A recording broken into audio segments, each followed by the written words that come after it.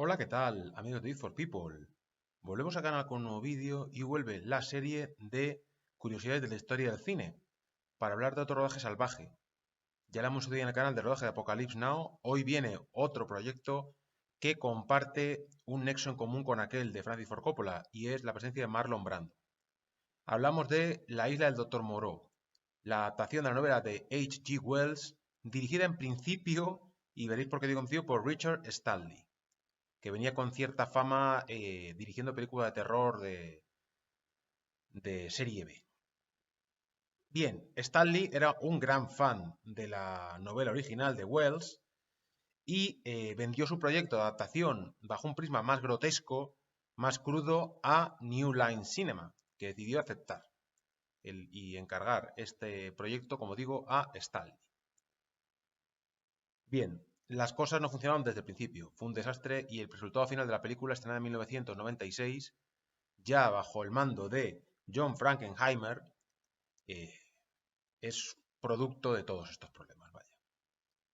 Primero, en la génesis del proyecto se barajó actores como Bruce Willis o James Woods.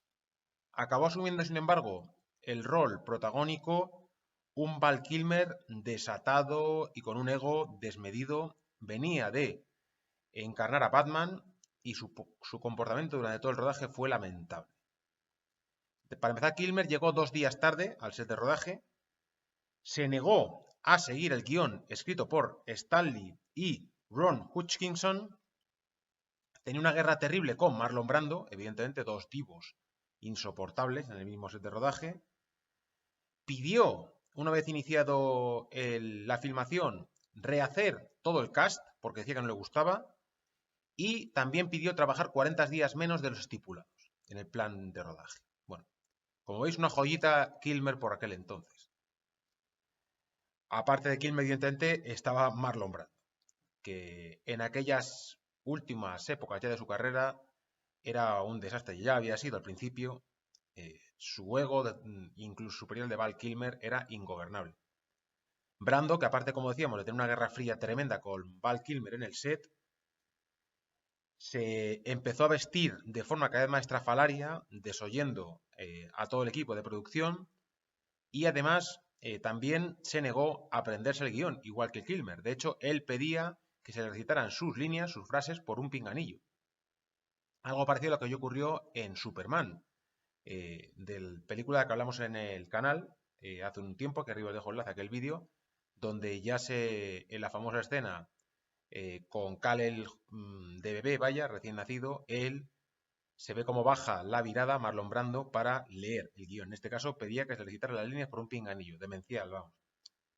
Si a esto le sumamos que el rodaje tuvo muchísimos problemas por tifones, monzones, huracanes que destruyeron el set y obligaron a rehacerlo, en fin, el proyecto se disparó en cuanto a costes para New Line Cinema.